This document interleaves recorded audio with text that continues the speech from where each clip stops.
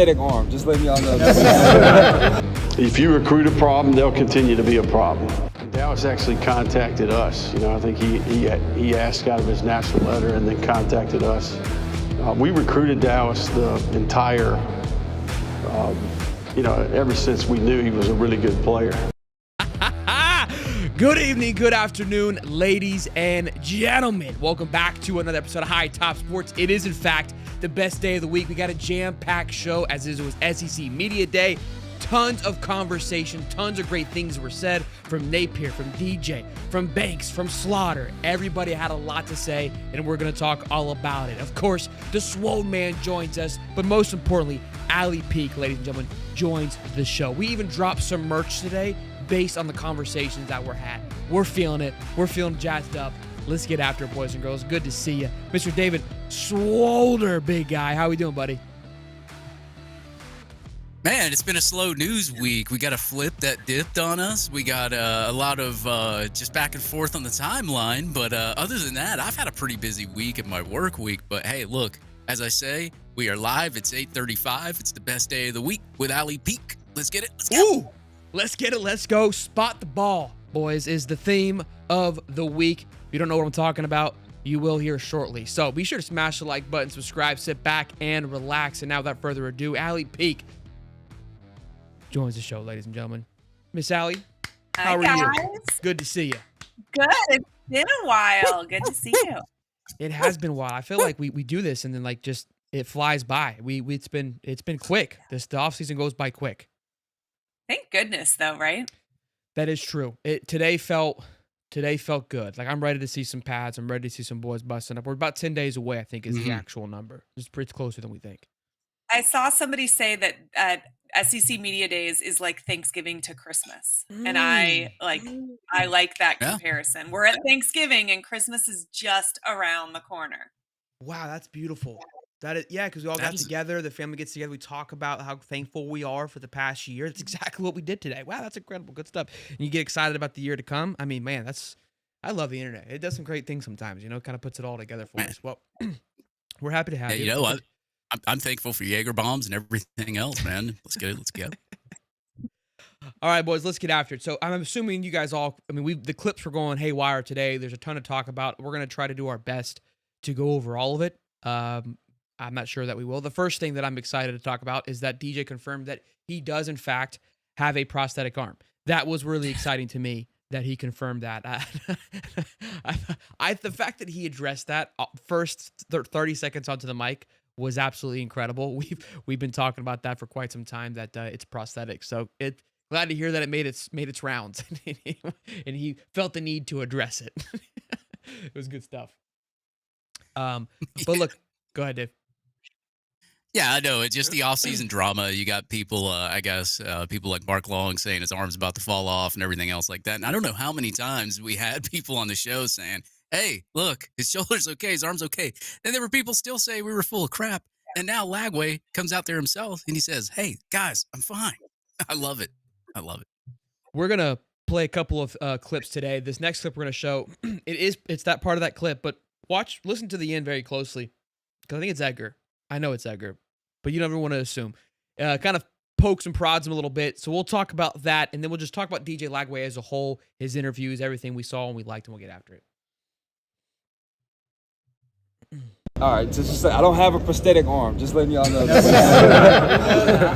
But no, I'm feeling great. Like, training's been amazing. Like, I've been working. I'm actually getting better at things. I'm not just trying to get back to throwing the ball. I've been working on mechanics that's going to help my accuracy this year, help my decision making. It's been great, and I'm just excited to get out there with the guys on the first game. So, yeah. Can you make all the throws? Can you make all the throws we saw last year right now? Oh yes, sir. I'm gonna make more of them. Yes, sir, for sure. I'm gonna add but that's not my biggest thing right now. My biggest thing is making the boring throws more consistently, and that's where I want to improve my game. Are you 100% right now?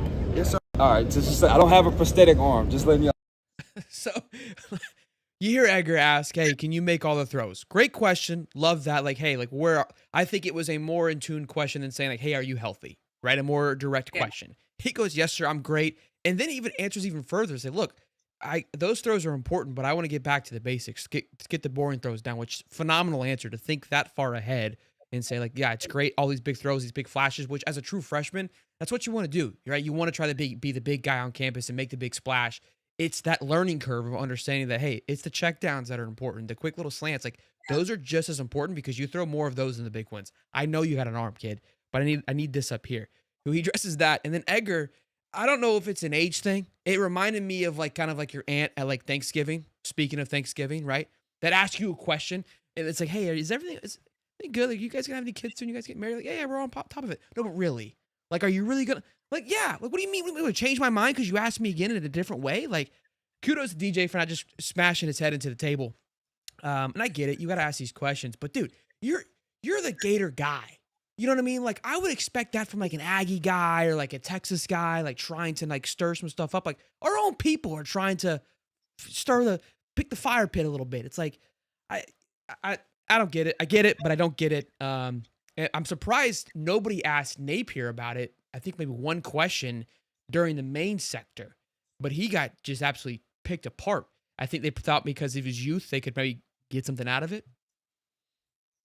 Well, I mean, I think there's no real point to ask the coach if you have the guy who we're talking about there, right? Like, and I think it was Sure. incredibly smart on Napier's part to bring Lagway. And I mean, I know that it's common sense you bring your starting quarterback. I don't know that it's common practice to bring your starting quarterback if he's a true sophomore, though. And I think allowing him to just answer the question that's been asked 87 million times this offseason of everybody else, just let the person we're talking about answer the question and put it to bed. And it probably saved, honestly, every media availability through all of two-a-days, the same question being asked over and over and over again. So I really think it was such a media savvy move to just let him stand in the paint. You know he's capable of doing it, and now we don't talk about this anymore.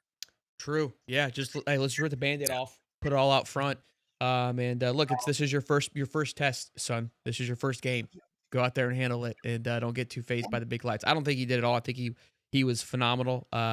Spoke a lot of great things. Dave, what were your takeaways before we continue on? I just think the poise that a quarterback that's a sophomore had, and he was talking on the microphone like he was a veteran out there. I mean, like for everything that he said, and he said pressure is privilege. And, Mm. you know, when you think about it, and some of the quotes that he said is like, you know, I even had rival fans like even tweeting underneath it saying, "Oh my God, like this guy does have an aura about himself. Like he does have a confidence that's pretty cool." Um, that's what true winners say, man. Like true winners don't make excuses. They go out there with their team, with their boys. It's like more of a brotherhood. You heard a lot of the players, and I know I'm segueing into a lot of the players. But you heard a lot of the players say it's a brotherhood out there. And finally, you know, you got Lagway, you've got the team here in year 4. So now there's really hardly, I don't even think there's a Mullen guy left on the roster. If there is, it's very sparingly. So you got a lot of the There's guys that six Napier guys. recruited now that There's brought it. Napier Yeah, it's brought it very today. spare. There's six guys that aren't his guys, but like weren't his original guys, but are all bought in now. Like a Jake Slaughter and Barber, those are technically Mullen guys. Right. Yeah. It's very sparingly on there, and plus you brought them in, you developed them, and then now, of course, you got the first team All American and all that. But I just thought it was really cool that how Lagway handled himself in the microphone. He didn't seem like he was timid because you know you normally get those younger kids that get on the microphone. We've interviewed a couple of them that were maybe freshmen. They're not used to being interviewed, which is fine. That's cool. That's pretty natural for somebody that's just in coming into college. Like he handled it like a veteran. It looked like he was no pressure. And look, like he said, pressure is privilege. He's like, hey, you got people on there counting on you. That's a good thing. So I think Blagway is a step ahead of where he is just as a sophomore because he's got that competitive mindset, that competitive attitude, and he's able to handle things so cool, calmly, and collective. That's something rare that you don't see in a freshman or a sophomore. So I thought that was pretty cool. That was mainly one of my big takeaways from everything. I know he said a lot of other things, but you know, that big takeaway of just being that young and being able to handle all of that, especially on national television, pretty cool sight to see. I think a Well, little and bit. there's an art. Go Go ahead. ahead. No, go ahead. I was going to say there's an art to coming across as confident but not cocky, and I think Mhm. that he handled that masterfully, and that's hard to do. There young guys sometimes come off cocky, not even because they're meaning to, but because they don't have that finesse yet to walk that line between confidence and cocky. But he did it perfectly. I was gonna say something very Yeah. similar to that, where Arch did it well too. That you've got a guy that's young, and you can almost try to act too old. and not your age and feel fake, right? And you may be too cocky, however you want to phrase it. But both of them were very comfortable in their own skin, knew who they were, right? Very self-aware, weren't afraid to still be a youth in the conversation and understanding, like, I'm still a kid. I'm here having fun. And you could hear it in their voice. Like, I'm not afraid of what I'm saying, nor am I trying to impress you by what I'm saying. I'm confident in who I am as a person. I've said that all along. And I remember when I asked DJ that, I go, how are you so calm? And he pointed directly back to God of like, all things through Christ, you can do what you want. So that continues to bleed true even today. And we saw that this young man that we saw today isn't new to us, especially for three of us who've been able to speak to him and speak to people close to him, knew what he was capable of. But it was finally cool to, it's like seeing your little brother kind of get shown into the light of everyone else. And it's like, yeah, this is why everyone keeps putting him as number one. And it may sound crazy, but these interviews, these conversations that everybody had this past week, it has an impact on the ratings. It has an impact on the rankings as well. And I used to think it was kind of crazy, but it kind of makes a lot of sense because you're measuring this part up here. How do they handle all of this? How do they navigate? How do they handle these big conversations? When I throw this curveball at him, which is basically football is, again, you're making a bunch of 3-second decisions. He has to make a bunch of 3-second decisions. And you've seen Thomas Castellano. That guy puts a camera in front of me, says something stupid, right? Like, that's the alternative that it could be. And he handled himself very well. Even when asked about Jack Pyburn, I couldn't believe somebody asked him that. I imagine they were an LSU person. They're like, hey, Jack Pyburn went to LSU. What are your thoughts about him? And like, you could just see in his face, he blew up. He's like, oh man, that kid's good. I'm super excited for him, man. It's bittersweet seeing him all on that side of the football field, but he's a great football player, and LSU got a good one. Like, that's so genuine. Like, you don't teach that. That isn't like a media question. Like, I would have never thought in a million years somebody's going to ask him about Jack Pyburn. That's a Banks question, maybe, right? Because on the same side of the ball, but not to DJ. And he handled it very well. Yeah, I mean, I totally agree. I mean, that was probably one of the better interviews I've seen from a younger, like you said, like Arch Manning. He handled his pretty well. I watched some of his as well. Awesome. I didn't really get time to watch all of it yesterday, but I did. He handled his pretty well as well. Arch was very good, man. He impressed me thoroughly with his. I mean, listen, I got to tell you, John Napier, it was very impressive. A lot of these guys, I was very excited to see. I love seeing these young ball players just kind of step up into the limelight and do well. Something that Lagway talked about too, because they asked him about how they handle the pressure and basically fighting for coach's job. Like, how do you manage that kind of pressure? And he talked about getting into kind of like I can't think of the exact word, but like a fluid motion state and just getting into that rhythm. And what was cool is his self-awareness. They're like, hey, outside of your leadership, somebody asked us, what is your best strength or what's your other great quality that you have? And he said, I think maybe, the ability to snap and turn it on during the game and having the two different sides. Because we've seen kind of those clips when it pans in and he just hit somebody's faces. Like, that doesn't show at all. Like, we didn't see that this week. Like, you don't think that he can have this, like, I'm ready to bite your head off. To have back and forth, it's important. You need that. And it was cool to see that he goes, look, I know that I have it. I know I can tap into it. Again, very self-aware for such a young age, which I really appreciated. But let's, if you guys don't have anything else on that, we'll move on to Napier, which a lot of great things came from Napier's presser today. I feel like I say this every time he talks. Maybe it could just be me being excited. That's part of it. But I do think, like everything, like this Florida football program, he's growing. He's showing more maturity. He's showing more just a composure at the stand, more direct with his speech. Felt like he had a mission. It flowed. He wasn't kind of talking just out into the air like he typically does sometimes. Answer the questions. Like, he answered the questions. Like, he didn't give me like some coach speak. He answered the questions, which was incredible. Questions weren't that great. The questions got better back at the podium when he sat down with the SEC guys. The spot the ball thing came up, which I want to elaborate on that a little bit. It started last night where they tweeted out the schedule, the hardest schedules in the SEC, and Florida was number one with the hardest ranked schedule. And he retweeted it, which he never does. All the guy tweets is sunglasses and anything like just foundational related. He tweets out spot the ball, and I was like, whoa, like that is like, hey, check up, ball up, a ball up the key. Let's get after it. Like, I don't care. Let's whoever's in front of me, let's get after it. So he spoke to that. DJ Lagway spoke to that in his interview. And it was really cool to hear just kind of those little nuances. We heard about spot the ball. We heard about the one-day contract a little bit. I'm really excited to see this Netflix series where maybe this spot the ball thing kind of gets some more aura.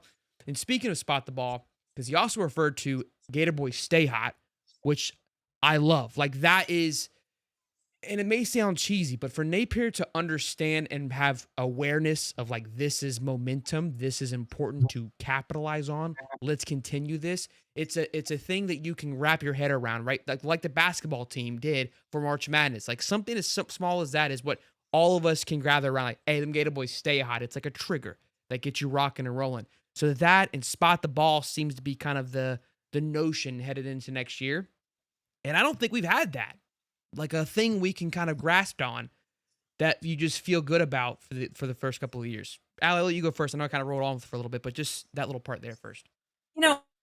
You guys know, we talk on air, we talk off air at times, and you know that Napier's presentation to the media has been one of the things that I have been critical of. And I think he could do more. And part of that is because I know our fan base this well. I grew up in this, and I know that Gator fans, it's easier for them to root for someone they feel like they know. Yeah. And it almost gives you a little bit of grace when things aren't going well if they feel like they know you personally.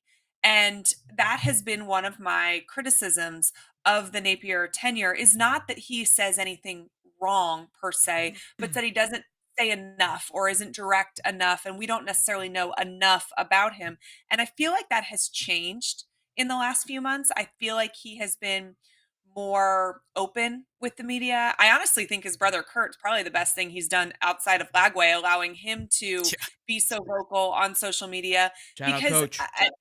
yeah, I mean, I don't know. Part of it, maybe it's because I'm one of 7 children, and so I relate to the siblings knowing all the dirt kind of stuff. But the more you can make somebody human, the better it's going to be for that person in good times and in bad. And I mean, I know I'm going to date myself totally, and I'm older than you guys are, but when you reference the basketball national title, it speaks so much to fans from my generation because we watched it happen once already. I can tell you what it was like to be with guys on the '06 team when the basketball team won that April. I watched them with my own eyes look at each other and say, we want this too. And I'm sure Steve has talked about this on your show as well, but the momentum was a real palpable thing that I really do full-heartedly believe played a role in propelling that 2006 national championship team forward. And so it is so cool to watch Napier acknowledge that that's a real thing too, and I do think that winning begets winning, and I think that the standard has been raised on campus, and I guarantee you everybody in that locker room wants what that team just did. They want that feeling, and I think acknowledging it is important. And so I love that, but I felt like he seemed more lighthearted. I think he smiled more, probably more than we've seen in the 3 media days prior combined. He looked younger. I love he looks lighter, right? Like not weight wise, but like mentally lighter. I love the spot the ball. I feel like that's one of those confidence versus cocky that comes across as confident. He's not saying we're winning every single game. He's saying, put it down and let's play because I'm confident in the team that I'm fielding. And that's exactly what we should want to hear as fans. Yeah, I think scoreboard would be a little bit more cocky. That's something that I would say. But spot the ball is like, look, let's just, hey, ball up court, let's play. Like, let's enough talking. Let's just get after it. And I agree. I think there's an aura about it.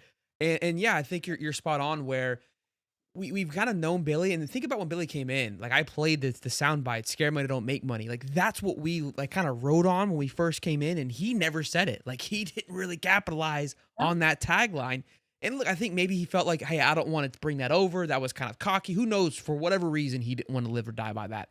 Never once mentioned it. But that was something we related to you. It gave you a personality, a little flavor that fans want. We are chaotic. We want to see a little bit of, they hate when I say it, a little bit of dog, Billy. And bringing up the Gator Boys, stay hot, spot the ball. That's the swagger that we're excited. And yeah, you got to give some love to Coach Kirk. I think he's, by showing the pictures and just showing a very vulnerable side of the family, it's like, all right, Billy just didn't have time to let it all out. This is, and maybe it was a, kind of a real work in progress of like, come help me figure this part out. Kirk, you've always been the more personal one. Help me get through this. Our fan base is God love all of us, nuts, batshit crazy, all of us. And I could see where we would take a moment to get where you had to adjust to us. But now that he understands the level of crazy, he knows what we need, and maybe it's Kurt, and that's what we needed. But I just, I can picture 12-year-old me knowing that Danny Warfel's dad was a preacher, and so was Steve Spurrier's, and that there was a connection there. I can picture James Bates dancing in the locker room after the SEC championship game, singing that they're going to the Sugar Bowl. That was like, that clip is in my brain. Like, we need some of the personality as fans, and I think we're starting to get it. And I don't know if that's, I'm a little bit more confident in the teams that I'm fielding and in the games that we're going to play. So I'm allowing myself to show a little bit, or maybe he's just learning what our fan base is like. But either way, this is what we needed to see. I think this is great. Davey? Yeah, it's definitely different from talking about people in their basements. What I noticed more about like what he said and how he, like you said, how he's been acting lately is more. It's more of a direct tone. It's not more of I guess a cockier side of Napier that you would normally see in those SEC, like those, in the prior years where he was just like, oh, we got a lot of surprises that nobody's ever seen, and then you get crushed week 1 when you go out there against Utah. And then, yeah, good. Like, he would talk as if like he's got like a bag of tricks. He's like, just wait till next Christmas. Like, that's what. Yeah, that's a good point. He would kind of fake talk it up. Yeah, it's a solid point. Yeah, good point, Dave. Yeah, and it sounded more genuine. It sounded more direct, and it's like, look, spot the ball. All right, we've got a job to do. Instead of saying, oh, we're going to get the job done, we have a job to do. And I think now he's starting to see the fruits of his labor now with DJ Lagway and some of the team coming back, and with Jake Slaughter, Caleb Banks, those types of guys that are making these, as I said, Athlon last week, and all these other, first team, first round, all this other kind of stuff, preseason, all the nonsense that you hear. I think now, obviously, he's seen these guys play on the field. We've seen them play on the field too, but he's seen them in practice, seen them in the weight room, and the gains and everything else like that, and everything that he's been able to kind of process, and some of the mistakes he's made. Now he's fixed those mistakes. He's got in, brought in other people. I think now you're starting to see a little bit more of a confident, I guess, a confidence boost from him, and not more of him trying to promote and say, look, this team's going to be great this year. He's like, no, we have a job to do. And look, we hear all the noise, we see all the preseason stuff, but at the end of the day, Florida's got to be Florida. And I also loved what DJ said. At the end of the day, you got to play the Florida Gators. Like, we don't have to play anybody. They have to play us. And I think that is the attitude you should have. And that's not really the arrogance, but the confidence that you should have in your football team. Agreed. This is a great comment. I've kind of alluded to this before, but you have to tiptoe around it because people will misconstrue what you're saying. That Billy kind of wants to embody the next Nick Saban. And it's not like to say to go and be that guy, right? But his coaching style has always felt very Saban-esque, where Saban just kind of comes in, says how he feels, and then walks away. The reason why we've never really questioned the way Saban is because he backs it with W. So when you're winning, you can do whatever you want, and you're not going to get a question with that. But it felt like he was trying to be Saban without the wins. That's kind of how it felt the first 2 years, where it's like kind of just very monotone, just methodical. Saban, I think, got a little more aggressive, how kind of Kirby is now towards the end of it, way more vocal. But earlier on, I feel like Saban was very Bill Belichick-esque like. And I think Bailey's trying to find a version of that. And this was the first time, kind of speaking to DJ, where he felt comfortable in being himself. Look, to myself, I can speak to this because I battle with that on this microphone. Like, who do I want to be here? How do I want to, portray myself? There's obviously people who I get compared to Pat McAfee all the time. It's like, it doesn't hurt my feelings. Like, it's a compliment, I think, but I also want to be Shelton. I want to be Pat, right? So how do I find a version of that people like about Pat, but then a version of me? So I get where he's coming from. We're all trying to find it. And this was the first time, I think, that it was like, hey, that's Billy Napier at its core. Like, that's what was exciting to me. It's probably always got to be a balance too. I mean, you know who your mentors are, right? You know the things that you love about their game, and you're trying to figure out how to adopt them, but also make them your own. And there is probably a learning curve with that. And I do agree that, Saban can say whatever the hell Saban wants to say because he's earned that right. And he could be short with the media if he wants to because the W's are there, or he can have a 5-minute press conference instead of a 20-minute one because he's earned that right. And so there are some things that come with winning. And I think Steve Spurrier is a good example of that too. I mean, Spurrier will say whatever the hell comes to his mind, and he has zero regrets about it at any moment, but he's earned the ability to do that. But it seems like Napier's figuring out how to be the best version of Napier. His game can definitely be the combination of any mentors that he wants it to be. Model it after Saban. He won a lot of football games, but be you while you're doing that. And I could see why that would maybe take some practice. Antonio Watkins, $2 says, let's go. I'm so ready for the season, as we all are. I'm about to play a clip here. It's about 3 minutes long. It's kind of I feel like there's so many great things that Napier said today, but he talks about I put a picture up, the quote about recruiting. He talks about spot the ball a little bit, and then he talks about Dallas Wilson and that recruiting process. I think those are really cool things. It may feel long, but they're all very enticing. So take a listen. Also, smash the like button. Let's get to 100 likes. There's almost 400 people in here. Show some love, and then we'll continue to ramble on. So, water break for us three guys. Believes in what we do. I think that's where we really took a big step in the right direction last year, is we found a level of confidence that we could go toe-to-toe with any team in the country, any place, any time. You spot the ball last year. At the end of the year, you could argue we were playing as good a football as anybody in the country. And I think that that's a result of our development process. Our development process is working. It's working for the players as people, students, and football players. Every day, look, you came here, you have this experience. We're in position to keep the momentum that we have. It's important that they're the example. But I think nowadays it's more important to identify the character component and the circle of influence around the kid. I think that if you recruit a problem, they'll continue to be a problem. And I think we present our product in a way where we're selling the degree, the alumni network, the Gator Made program, and you have to be up for the challenge of trying to get Florida back to where it's been before. And I think that's one of the reasons we've been able to keep it together is we told them when they came in, look, it's not going to all be sunshine and rainbows here. We're in this thing for the long haul. So I think a lot of this is how you pitch it in recruiting. We're continue to do that, and retention is more important than it's ever been. Coach, we're going to go over here to our left side again on this far aisle over here to our left. Coach, Cole Thompson, SEC Unfiltered. Kind of a two-part question. You landed Dallas Wilson late in the process. He actually went to another school first before deciding to go on down to Gainesville. Can you talk about the importance of recruiting until the final whistle to where you have to kind of turn that page off? And then also, how much has Dallas been so influential on building your offense for this upcoming season?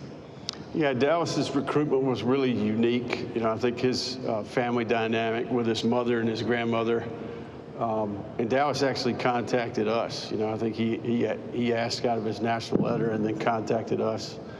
We recruited Dallas the entire, ever since we knew he was a really good player. But look, Dallas is going to make our team better. I think what I really appreciate about Dallas is this spring, his work ethic, his work capacity, his toughness, the way he competes in practice, his practice habits.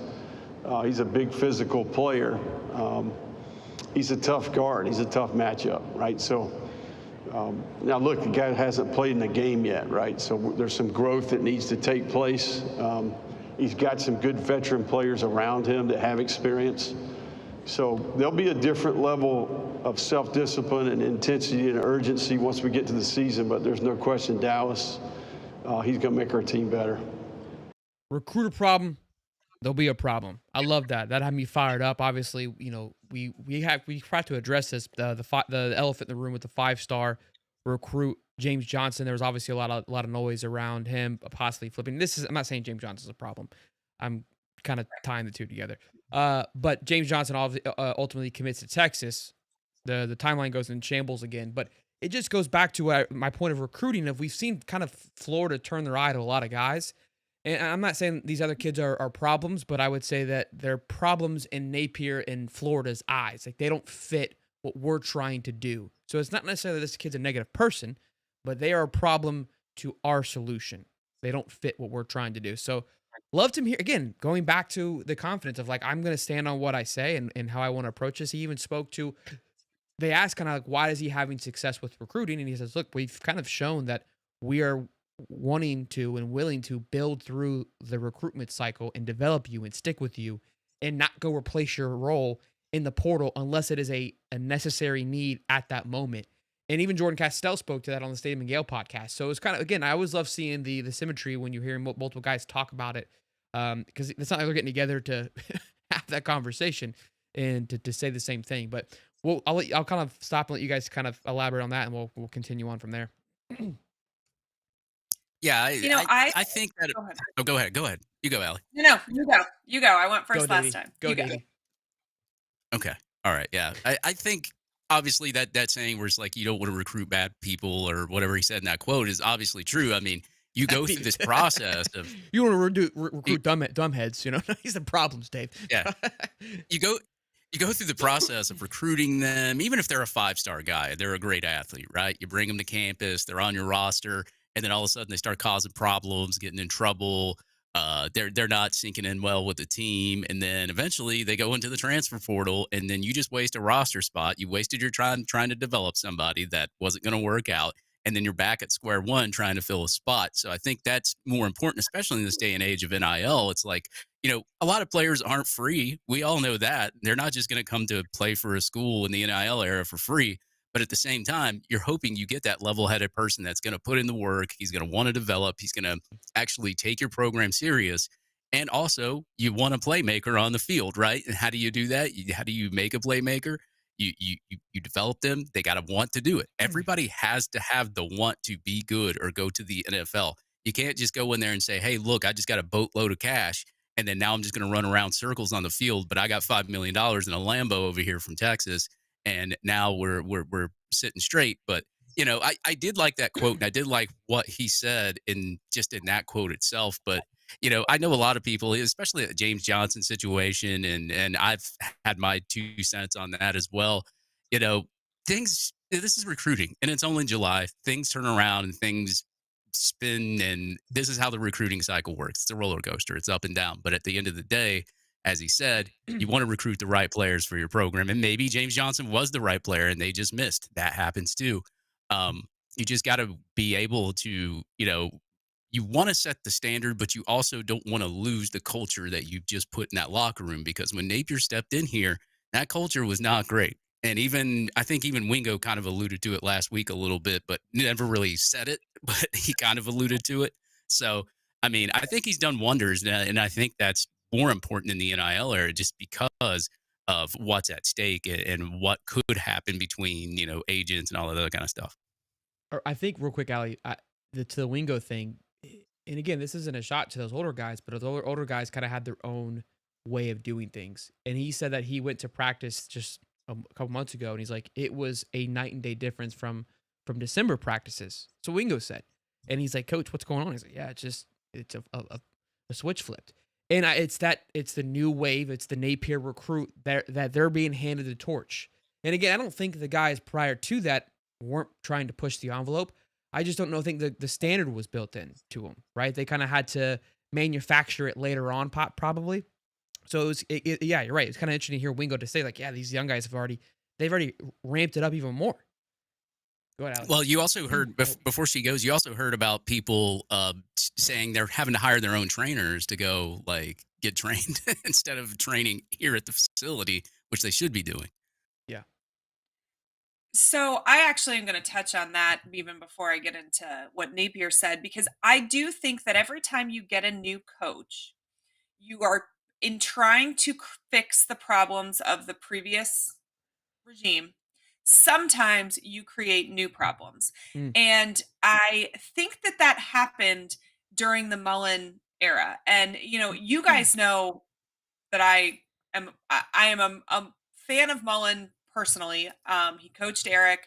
He's always been very, very kind to us. And I've had some in-depth conversations with him when he was the coach at Florida that I think fill in some of the gaps. Like when McElwain was there were players working with outside trainers. And that was something Mm, that Mullen was aware of when he started there. The other thing is he told us this was the Friday before we played LSU when we ended up beating them in the swamp. We went to a walkthrough with our kids. He stayed and talked to us in the outdoor or the indoor practice facility for like an hour after walkthroughs ended. And one of the things he told us was that the the team that he inherited didn't love winning, that they were scared to lose, and that he felt like they didn't love football and that they mm, didn't find the joy or the fun in it. And I think that detail kind of caused spiral effects down for years to come because I think that he was probably more lax with rules than he should have been. And I sure. think the initial cause of that was, hey, I want to make sure these guys are having fun. They understand these are the best years of their life. This is college football is fun and it's a privilege to get to, play this sport. And I can see where eventually that becomes guys that don't have respect for the rules, guys that maybe don't go as hard at practice, or guys that aren't as affected by a loss as they should be. Like, I think that I can follow the train of how that kind of came to be. And so then that's what Napier inherited. And he had the job of you know, reeling it back in essentially and setting a standard and a level of discipline that I don't think was there for the 3 years prior to him getting to Gainesville. But in Hold on, terms of the stuff hold on, hold on. that I want to, because yeah, that was sick. Because what you just spoke to, I've kind of been saying, but you kind of really drew the picture. You connected all the dots very well. And I said this before. I was like, look, like Florida fans get frustrated, like where the standard is, where we should be, all these things. And we like to blame Mullen because he was the last person. It's like the presidency. We just want to be mad at the last person. This thing didn't start with Mullen. It started much further than that. It started once Urban mhm, left, and in what exact day moment I don't know, right? And that was yeah, what we didn't know. Now we know it's Lagway, but which makes total sense. But no, look, he had a way of doing his thing, right? And then you got a guy that yeah, comes in and, like you said, and that's what people don't understand too. These coaches, they're trying to navigate it, even though they're great head coaches. There's just the culture, the way new generations, all these things are really hard to get to get a good grasp on. And that's why I've been ultra patient with Billy because I think that he's been trying to find those things, but has not wanted to quit. Like he's kind of wanted it yeah, more. Not that Mullen, those guys didn't want it, but they probably got fatigued from the fan base much faster. And maybe they didn't have the backing that Billy has had to feel confident in their job, right? There's so many things that we don't know. And I think that's been really important up until this point. Now, that doesn't mean that you can still be frustrated with his coaching calls and all those things, but I think that I've been dying on this hill that buying in and allowing and being patient was the smart move, although it's been hard. But you had to give somebody the chance to reset the 5, 6, 7 years of damage that had been done. And you just again, like you spoke to the person that was involved with it. It may not even notice that it was damage at the time, but now when you can look back mhm, at a bird's eye view, realize like, no, yeah. this was created damage. Well, and you can see it with multiple coaches. I think Urban will tell you that the way that he handled his superstars towards the end of his career was probably not healthy for the locker room culture. The locker room culture that existed in 2020 or 2006 was not the same locker room culture that existed in 2010. And I think that you ended up seeing that on the field. And when Muschamp came in, it was his job to kind of fix that problem. I think want to say it was Janoris Jenkins, but there was somebody who failed, a millionth drug test and sat in Muschamp's office and he said, "You're going to rehab or you're off the team." And Jenkins looked at him and said, "Urban would never make this decision because Urban wants to win." But that's a microcosm of the problems that were at the very end of that tenure. That Muschamp tried to work to clean up. But I am always a fan of letting coaches have enough time. Give me enough data on paper before I make the decision that you're for sure not going to work out. I think that it is important to let somebody build, right? And I love what Napier said about if you recruit a problem, you're going to have a problem because that is true. That is so true. And he's done such a good job building the culture back to a winning culture that I would rather him end up with a 4-star guy with no attitude problems, whose maybe NIL was his the fourth reasoning down on his decision-making list, than a 5-star guy who money is. And I'm not talking about any particular player, but those are the things that I think he weighs when he decides. And I appreciate that. And I think that in a world right now, kind of just driven by dollars, relationships still matter at Florida. And I think that's why you see guys that we recruited who went elsewhere. Pup Howard's a great example. We were a hat on the table, right? And he found out that the grass wasn't greener. And so he ended up back at Florida and he's thriving. And I love when relationships still matter in college football, and they still matter at Florida. And that does go a long way with me. Junior Johnson real said, quick. You were calling for Coach Napier's head as well, speaking of me, because I have saved videos. Yeah, I was. I think there was probably everybody in this room that was calling for him. And I think if I sat down with Napier and said, hey, I called for your head at the Texas A&M game, he'd be like, yeah, I probably would have been too. I was calling for my own head at the Yeah, game. I'm not ashamed from my comments. I stand by what I said. I will always live and die by my words. They're on video. I recorded them myself. So you save them and I save them together. We can make a montage of them if you like. You can help edit them. That'd be great. 100%.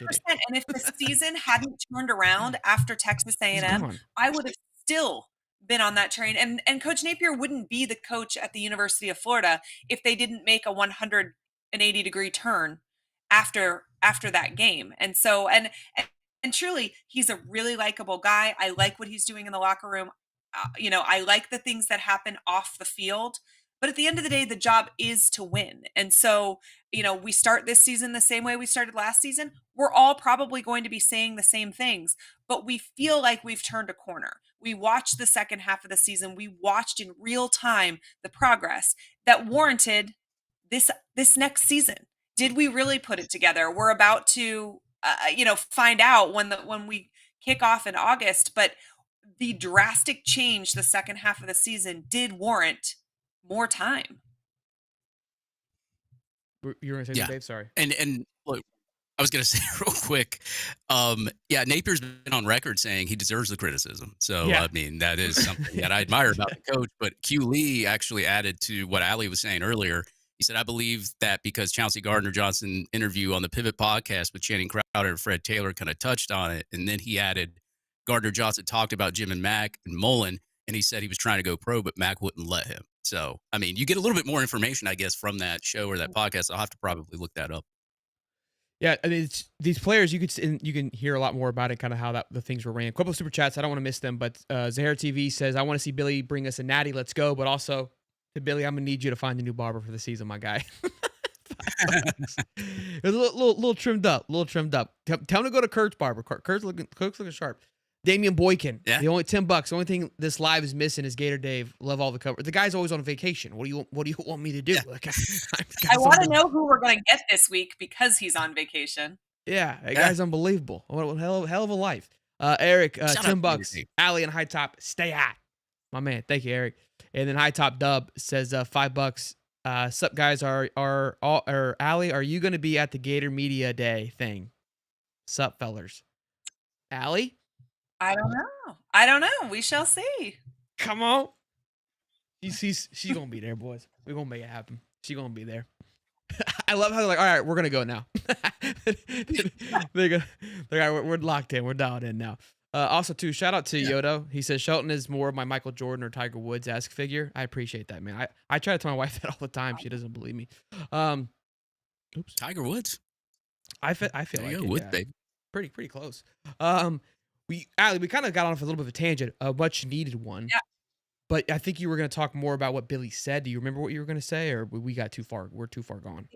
Yeah, I mean, I talked a little bit about when he said, if there's a problem, if you recruit a problem, there's going to be a problem, and I agree with that statement. And I think if there's something that I'm the most confident in from Billy Napier, it is his ability to create relationships with recruits. And he's out-recruited his record every single year he's been the head coach at the University of Florida, which, if you go back statistically, is an anomaly. Most of the time, if your top 10 finishers, your top 15 finishers in recruiting are your top 10 or 15 finishers during the season prior. That is just the way that it happens. And he has continually out-recruited his final record. And I think that that's really impressive. And I do think that that's relationship based. I think when we kick off in August, there's a chance that we can steal some guys, because if the product on the field looks good, there will be some players who would love to be Gators, but just want to make sure that they're committing to a staff that's going to still be there.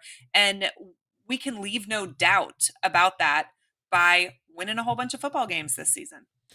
I was going to say, you go back to last year, of course, the what ifs. I'm not going to say what if because we lost anyway, but like, what if Lagway doesn't go down to Jacksonville? What if we pull off that victory? What if we pulled off the victory against Tennessee and we didn't turn over the ball as much as they did and, kind of shot ourselves in the foot at the goal line? I mean, there could have been 10 wins on that schedule. We could be in a playoff last year. That's what gets me a little bit more excited about this year. And he said it in that interview. He goes, look, I said this too at the end of the year last year. I go, I feel like I kind of want to give us we want to play. We could play with anybody right now. Like that's how good I felt. Like I feel like that probably on a random Tuesday, but definitely after the end of the season. Now he sat down after that, his presser. He sat down with the SEC Now guys, which I could not find any recordings to pull the clips, but that to me was the best we got from Napier. More of a one-on-one session. Mm-hmm. They asked much better questions. Two big things that I took away from that was one. He said, which I guess in a way he said this in some sort of fashion every year, which he probably should. And I think that he's been right every year that he said it, to be honest with you, that this is the best team we've had in Gainesville. He's kind of said that every year. Again, he said it a little bit differently this time, just a little more of a confidence, when before he's like, oh yeah, this is the way he says it necessarily didn't have as much oomph behind it as it had this time. I believe that already. I didn't need to hear him say that. But then he spoke about the wide receiver room. And we know about it. We've talked about it. He kind of, and again, as a coach and as ourselves, you never want to bash the past groups, right? But you're always moving on to the next group. And he kind of said, hey, we've had some great wide receivers, but like he said that without saying it. I'm shorthanding it. He said, look, we had Elijah Badger and DK. Those guys are in the NFL. And of course, Ricky Pearsall. He's like, this group though. You got a veteran presence with Studervent, and then he goes, Eugene Wilson. And we've talked about him, but he's like, that kid's going to be something. And when you think about Eugene Wilson, how special he was his freshman year, with Graham Mertz throwing him the ball, with him essentially being the only guy to catch a football, a freshman. And you've heard Eugene said it last year, had no clue what he was doing. He said, I was just running around, hoping to be open. You're coming into a guy that he's a 5-star athlete. He was a 5-star when we got him. An athletic freak, going to have the chemistry with DJ Lagway, going to be absolutely spontaneous, on top of having a veteran presence in a Studervent, having a Vernell Brown III, who's going to be a Eugene kind of duo as a freshman, and then Aiden Mizell. And he mentioned Nashawn Montgomery, who looked phenomenal in the spring game. Mizzou, I can't remember how to pronounce his name. And he didn't even mention Aiden Mizell or Khalil. I know you guys hate when we say Khalil Jackson, but the cat's a baller. I don't know what you want me to do. He's going to find the football field this year. Get over it. Am I missing somebody? Is that everybody? That's how good this wide receiver room is. Yeah, and he just said like this. He goes, I've coached a lot of great wide receiver rooms. I've coached wide receiver rooms at Alabama, Clemson. He's like, this one's a special one. And we've been saying it. And again, I think for a coach to go out there out of his way and mention those guys and say those names, it's impressive. I'm super excited to see these guys sling the football. I think talent-wise, it is one of the most talented rooms. It's the most talented room Napier's had, but it's one of the most talented rooms we've had at Florida in a long time, even prior to the Napier era. And I love, with Khalil Jackson and VB3, we have 2 third-generation Gators in that one wide receiver room. And there's 4 of us total. My family has 3 generations of players. VB3, the Jacksons, and the Monstiokas are the 4 families with 3 generations of football players. And it is mind-blowing to me that there's 2 in that room. They take this seriously. Absolutely. Yeah. Davey?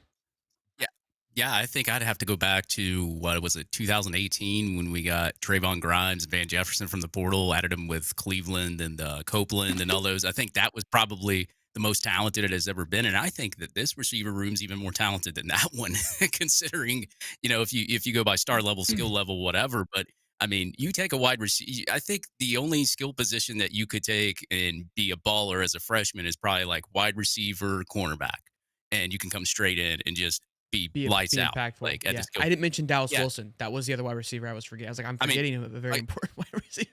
I mean, we've seen freshman wide receivers and freshman corners come into the University of Florida and ball out. I mean, I don't have to name them all. You guys know who they are. You know, the Vernon Hargraveses of the world and all those guys. But like, you know, you go down and you just go down the roster of just wide receiver talent that you have, and you just looking at the speed is insane.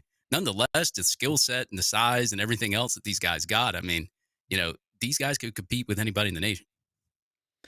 It's gonna be exciting. Al, are you good to go? This is much longer than you usually run. I didn't even think about it. We have been. No, I'm good. All right, we've been cruising. This is wonderful. Eric's putting all of my children to bed. This is great. Let's rock. Yeah, Shout she's out getting off Eric. the hook. Shout out Pops. Shout out Pops. Real quick, boys. We dropped some merch today because with Spot the Ball, we felt like we had to. We were on our live stream. We went 6 hours. It's got the schedule on the back. I fixed it for the Gainesville, Louisiana. It's meant to be limited edition. No one liked the joke. Spot the Ball. It's a Spot the Ball in the front. If you guys want to go check it out, hightopsport.com. Shop. We're always like 4 or 5. So sound like hotcakes, boys.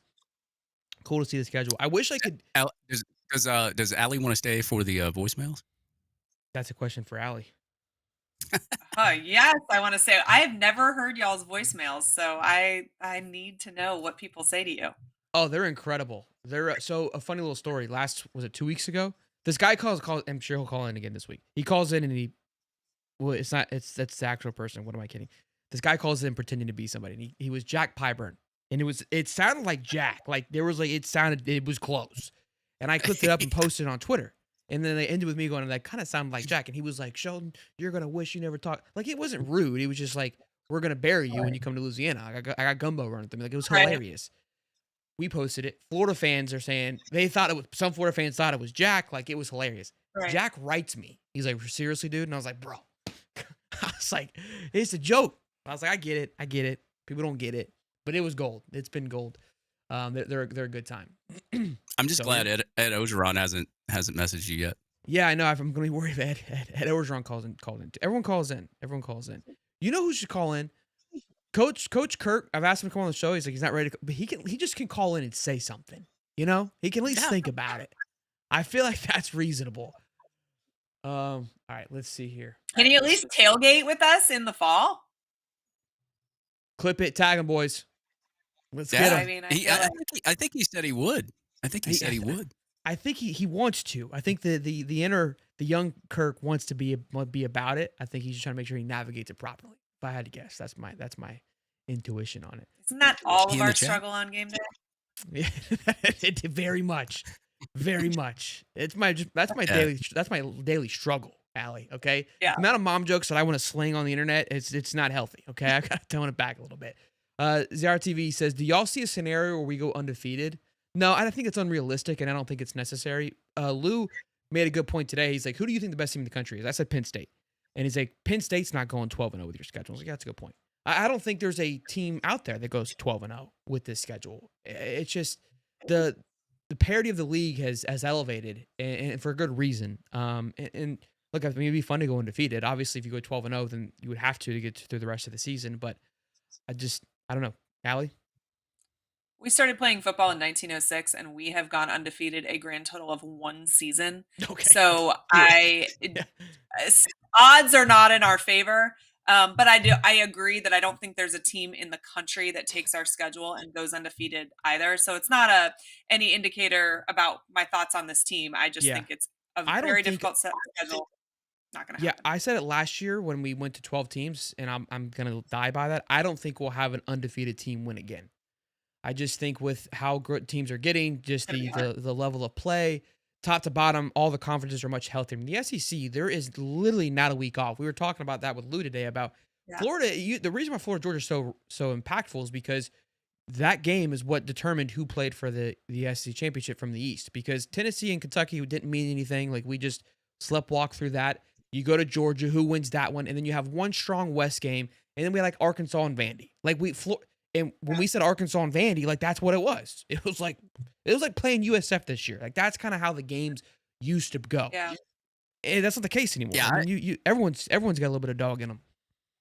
I like the fact that, like, if you lose a regular season game to somebody and they're good and you're good, you could possibly rematch them in a playoff. I think that's cool. I mean, we saw Texas and Georgia play like what 2-3 times last year, and Texas got beat like every single time. Twice, I think. Right? It felt like 3. Lou was calling for UNLV Florida matchup in the playoffs, and by golly, would I love me one of those things? I would be old Mullen and the boys back at it again. Do we have a Kadarius Toney in this class? Is it bad if I say I hope not?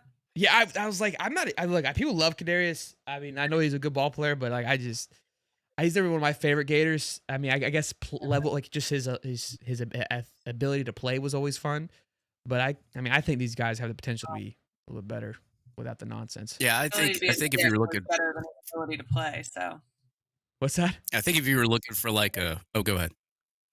I was going to say his ability to be a dick was bigger than his ability to play. So I'm good. Yeah. We don't need any Tonys in this class. Okay, we're on the same page with that one. Yeah. Yeah, by skill set, I think like the closest you would get to Kadarius Toney is probably like Eugene Wilson or Hawkins. But other than that, I don't. Yeah. Are these voicemails up to date, Davey? These are all good. You canceled the other ones out because there was a ton in here earlier. Yeah, I deleted the old ones from last week. All right. So these have not been pre-screened, so we don't know what we're gonna get. We have no. That's what makes it better. Yeah, I like to be surprised. So I listen to like maybe 5 or 10 seconds to make sure it might be okay, and then I just let it go. Yeah, I have no clue.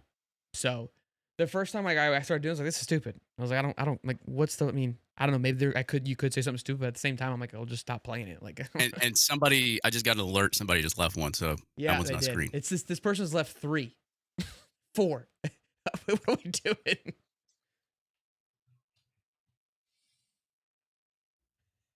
Maybe he keeps messing up. We can't hear it. Oh. Yeah, we can't. Sorry. Just has it in his earpods. I was like, this guy's great.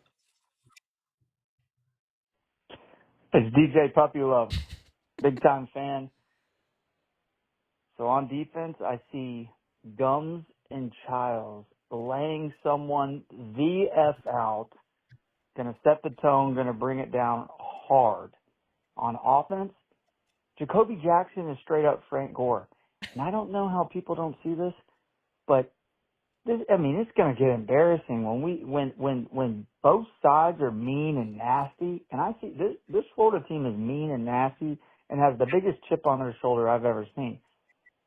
So let's dig deep and let's light it the F up. DJ Puppy Love out, baby. So,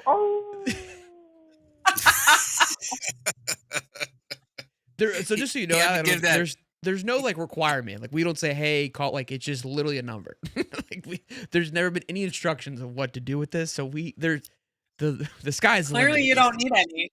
Yeah. I love They that. got it dialed in. They're pretty dialed in. I like how he added the wolf pack at the end. Yeah, I love a good howl. I feel like I can't do it because people get upset with it. Like I say, you got the dog in them, the chat goes berserk. If I start barking at people, who knows what happened. Hey man, this is Chad Corner from Athens, Texas. How y'all feel about the DBs? The secondary. I ain't heard too much about it. Go Gators. I love how it's like, hey, this is Chad. Like, call me back. That's how it started. Yeah, look, we talked today about the DBs. I think somebody asked me what my concern is. And again, I think it's a concern in a light way. I think that the talent in that room is exceptional. It's just the number of snaps are unknown, right? It's the experience. The thing that I'm okay with it though. If there's a room that I had to choose to be, and I may sound dumb when I say this, but let me finish. Less experienced or to be nervous about, it would be that one because 2 things. One, what Dave just said, where you can have a freshman cornerback come in and just be electric. The athletic ability to get things done and make an impact right away is much more likely to happen. Secondly, I think the front 7, linebackers and defensive linemen are going to be exceptional. And that's where you're able to allow for those cornerbacks to do their job. They can be great. And if that front 7 sucks, they're going to suck. You know what I mean? So you can cover up poor and miscues. I also think the safety room is very experienced with the Thorntons and Sharif's that nickel, but the Sharif, the Bryce, Aaron Gates, and Jordan Castell, I think there's enough presence there to make up for whatever youth there may be in lack of snaps, if you will, in the cornerback room. Allie, you have another room, or is it the same one? Or no, your I thoughts on that? think I think if there was a room that I like maybe had some questions about, it would probably be DBs. But part of that is because we are so deep and experienced so many other places. But I think what you said is exactly true. I think sometimes the DBs get more of the blame than they should when it appears that they have poor play. But if we're asking them to cover their guy for 5 to 7 seconds because the defensive line gave zero push up the center, we're kind of asking them to do something that's unrealistic. And so, we blame them because then they get burned or whatever, but it wasn't necessarily their fault to begin with. So I kind of agree with you that I think because we're so confident in our front seven, it allows time for growth for those DBs. You get exactly 2 games. You get 2 games to grow, and then I need you to be full grown because that's when the meat of the schedule starts. And it doesn't stop the entire season. But I think that is one of the question marks for me is how that room performs. In that LSU game is the 3rd game of the year, and we had 7 sacks last year on that LSU team.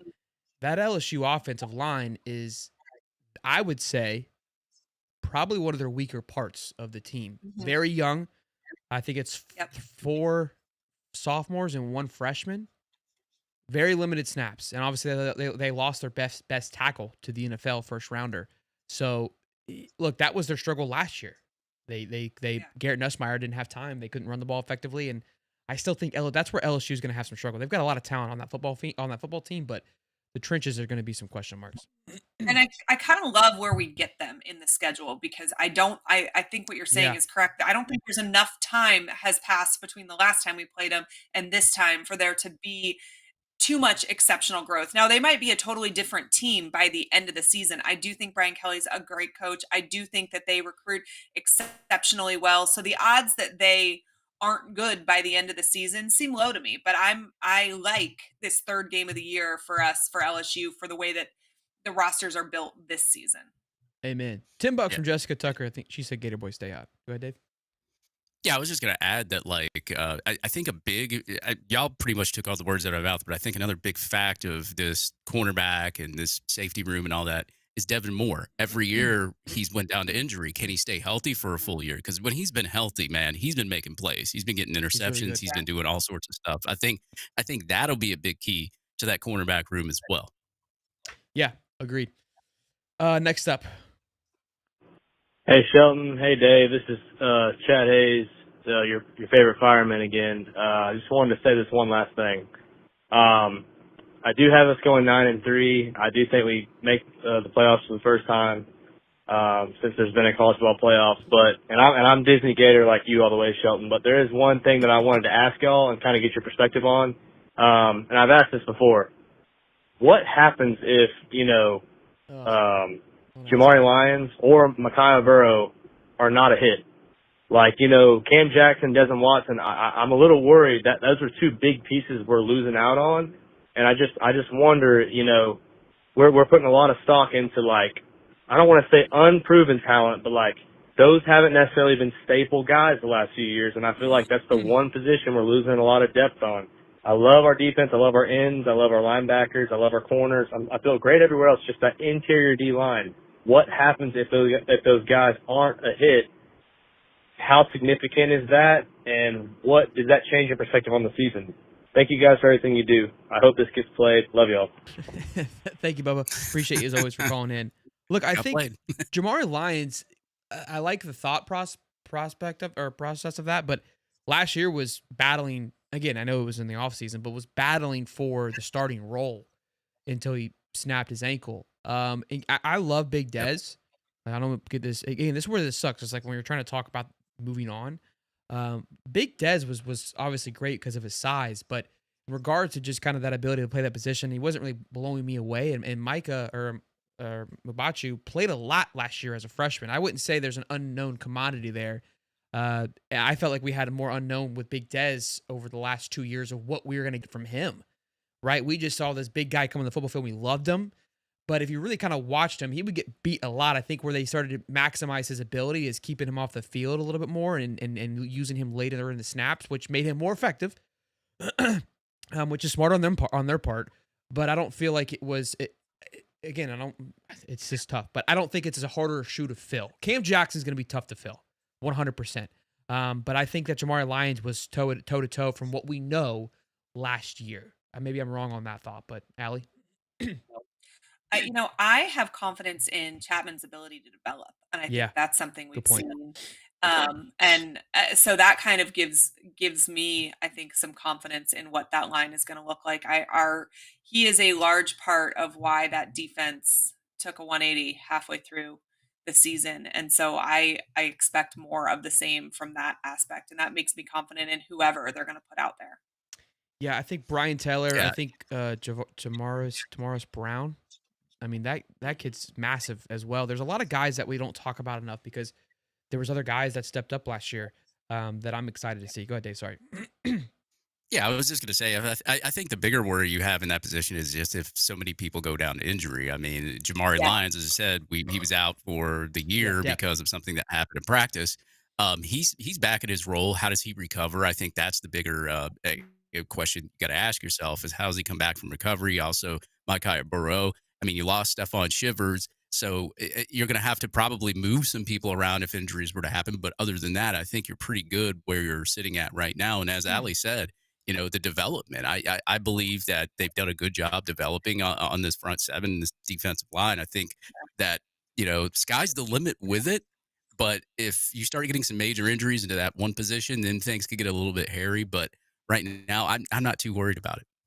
Yeah, the Brendan Bett, the Baylor transfer, we haven't talked about him too much. He's apparently was supposed to be electric for the Baylor Bears this year. That's the name we don't talk about a lot. And then, of course, Brian Taylor. I would say the depth is going to be a big issue.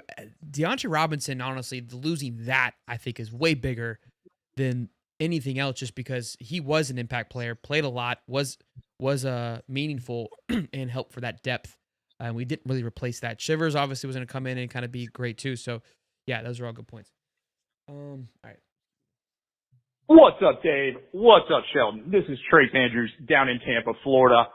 Proud attendee of Santa Fe Community College in Gainesville, Florida. Almost a proud attendee of the University of Florida, but a proud graduate of University of Central Florida. Go Knights. But screw them when they're playing the Gators because they are my boys. Go Gators. Go DJ Lagway. Is that it? Let's go. That was it. All right, let's go. Yeah, sometimes we just get rolling. This person called in 4 times, and they're all long. Here we go. So here's what Puppy happens dog. when you got 13-10, and it's LSU up. Hold on. What bothers me more is this call came in at Friday at 12:16 a.m. So it could get dicey really quick. And, we're down by 10. Guess what? It digs deep. DJ Puppy Love knows how to dig deep. You know how I know? Because I don't even know what I'm saying. But at the same time, I know what I'm spraying. And at the same time, we always know. And we're gonna keep it going. I just know where I'm going. And I know where we are going. How many days has it been since we beat Georgia's ass? And Are we I getting know serenaded? it's gonna happen this year. It's gonna happen this year. Georgia, fuck you, ho. Fuck you, man, fuck you. Oh, oh. Been running up the mountain so high. It's kind of good. Like there's more, but I don't know if I can go anymore. It wasn't that bad. I was about to say, man. Advocating for a training process. Our whole chat's going to leave if we let that guy sing. First one in, You're putting your foot down. I might advocate for a screening process here. But we would never got that. Like, why would we want to miss out? Oh, that's true. We would have missed out on that gem. Yeah. Hey, Sheldon, Gator Dave, supposedly. It's Hayes Fawcett. Yeah, that Hayes Fawcett. The guy who breaks more commitments than your ex promises to change. Look, I heard y'all talking reckless, saying I intentionally troll Florida fans with my edits when a recruit picks the school over Florida. First of all, guilty. I mean, come on. It's funny. Every time I would choose Georgia over Florida, Gator Nation collectively loses its mind like I keyed their airboard. But let's be honest. Florida fans didn't act like every 5-star was a lock after one crystal ball and a tweet with the Gator emoji. I wouldn't have to do this. You guys make it way too easy. It's like trolling the toddler with the juice box. And Sheldon, don't act like you don't click it just as fast as everyone else when I drop an edit. Y'all love the drama more than the recruit's mama. Anyway, no hard feelings. I'll probably troll y'all again next week when some kid from Miami chooses LSU over Florida. Stay mad, stay entertained. Hayes out. That was the best one. I can't wait to tag Hayes. I'm tagging Hayes. I'm tagging him. That was great. Oh, he's gonna love that. He's gonna love that. Great. That was so good. That's the guy. That's Ed Orgeron. He sounded like Hayes. Yeah. I don't know what Hayes sounds like, but if Hayes were to talk, I assume that's what he would sound like. That's who. 100%. Tim Buck or Tony 2X. I've seen the guy on TV. Yo. Thanks. I've seen him on TV. That's exactly what he sounds like. See, that's why you can't screen him, Allie. Look at another gym back to back. That's true. I retract my. What the hell's wrong with Paul Feinbaum? There'll never be another damn Tim Tebow, and it damn sure ain't gonna have the last name Manning. Maybe it'll be DJ Lagway, but there won't ever be a Manning that'll be as good as Tim Tebow in college football. Paul Feinbaum, go F yourself. I thought he was going to say the actual word. I mean, he wanted to. Is that supposed to be Steve Spurrier? Because that's what I was getting from that. Honestly, at this rate, it could have been. It could have been. It could have been HBC, man. Add him to the list. All right, we got 2 more, and they're from Puppy Love. Like it was waiting. All righty. DJ Puppy Love back. Glacial Regalia on the beat. What do you guys think of the DB room? Talk about it a little bit. The depth. I have a feeling Cormani McLean's going to be special. I think he's going to show up in a weird way, kind of just out of the blue. I mean, hard to say out of the blue because he's a 5-star, but out of the blue as in he's going to take someone's spot and be starting. He's already starting. Hold on. We don't need to answer this because we already did. This is the guy that was singing to us 2 calls ago. The range in this guy is incredible. That's the same guy. The Academy is going to be calling him. Yeah, that's incredible. Hey, DJ Puppy Love, follow up. I forgot to mention my wife is a massive Georgia fan, and I'm a massive Gator fan. People have had to throw a yellow flag, in between us while we watch the games. I basically can't watch where they're really thinking about going to the game. I'm already going to the Texas game, but she's actually coming with me. I'm going to be like, this is a real stadium. This is how the swamp goes. Stanford Stadium. Oh, my God. Pathetic. But anyway, this year, it's going to be bittersweet, man. We're going to beat them by 2 touchdowns. I can see it. I wonder if he was serenading his wife when he called last time. That's what I was wondering. I was like, are we being serenaded? Well, Allie, what was your takeaway? You glad you stayed, or should you have left a long time ago? Look at her face. I'm so glad I stayed. I'm actually considering, how do I add a segment like this for me? This is fantastic. I can teach you the ways. Yeah, I'm glad I came up with this idea, and I'm glad that Dave finally let me do it. It's been incredible. It's been incredible. Dave came up with a good idea, and it's been a blast. Yeah, that's awesome. It's awesome. But I'm glad you stayed. I'm glad you got to deal with what we deal with. I mean, I would say deal with because it's a good time, but that was fun. It is a That's all good we got. time. That is exactly what it is. That's all we got. But a couple things before we go. This Saturday, the Florida Victorious is holding an event here in St. Augustine at Silverleaf. I tweeted a couple of times, like a meet and greet, and no tickets are needed. I asked Delator, just show up. Is what I gathered. I will be there from 1 to 3. I think Banks, Stubbs, Ball, Side and Meat Ball will be there. A couple other studs. I can't think of the names. But what I'm gonna do is get a helmet signed, and for everyone that buys a ticket to our Gator Media Day that Allie will be attending, will be entered into the drawing for said signed helmet. So, mark your calendars. Saturday, I think it's the 19th. Is it? I think so. Yeah, maybe it's the 20th. I don't know. Saturday. The 19th. No, it'd be the 20th. 20th. 19th. 1 to 3. It's in Silverleaf, St. Augustine. Just go to the Florida Victorious page. I don't know the address. And then, of course, July 27th, the big one, the Independent Gator Media Day, brought to you by Sachs Law. It's going to be more players are going to be there, but most importantly, Allie is going to be there alongside of us. So it's going to be a good time. You guys are going to want to show up, show out. Links in the description to get your tickets. They're going like hotcakes. $25 a ticket. And now, the good thing is a ticket will get you an enter for a drawing for a signed helmet from some of our favorite players. I mean, Banks, Ball, and Stubbs alone. I think BB3 is going to be there. Like, those guys alone should excite you enough. I mean, this is probably one of the best events I've seen with, like, firepower of names. Like, usually I feel like a Banks and then, like, 3 punters. And no disrespect to the punters. But y'all know what I'm talking about. Like, they kind of... I was shocked. I was like, this is... these are your powerhouse guys. I think so, anyways. Yeah.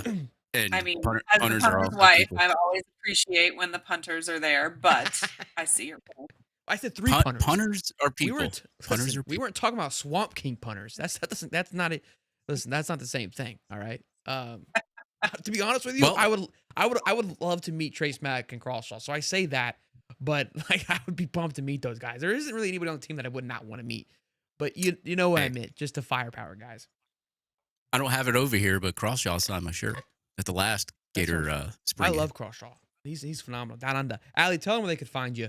We appreciate you riding with us the first time ever. This is incredible. You're gonna close it. You started it. You're closing it down. I don't think we've ever had a guest close it down with us. So here we go. No. Yeah, this has been fun. My Twitter account, my X account, whatever, is back. It only took since February 7th, but so at Allie_Peak or on YouTube is Peak Inside Gators Football. But love to have you hang around. You're also looking for an intern. I applied in the comments, so make sure my application is considered. But add the call-in thing to your list of qualifications because that's going to bump you to the top of the list. That's gonna put me up there. That's gonna put me up there. Also, guys, Allie is looking for an intern. Anybody that's watching wants to dive in on it, shoot you a message on X. Yep, that works. Okay, Dave's looking for an internship too. Yeah. Maybe I can like hold a sign up during the show or something. Ladies and gents, boys and girls, fantastic show. Shout out to Allie Peak, David Swolder, Quiz. Smash the like button, subscribe. We were live today from 9 until 3:30 p.m. all day for SEC Media Day. We're back again. The boys stay hot. Check out the links in the description. Get your tickets, get your merch. We'll see you boys later on. Peace and love, baby.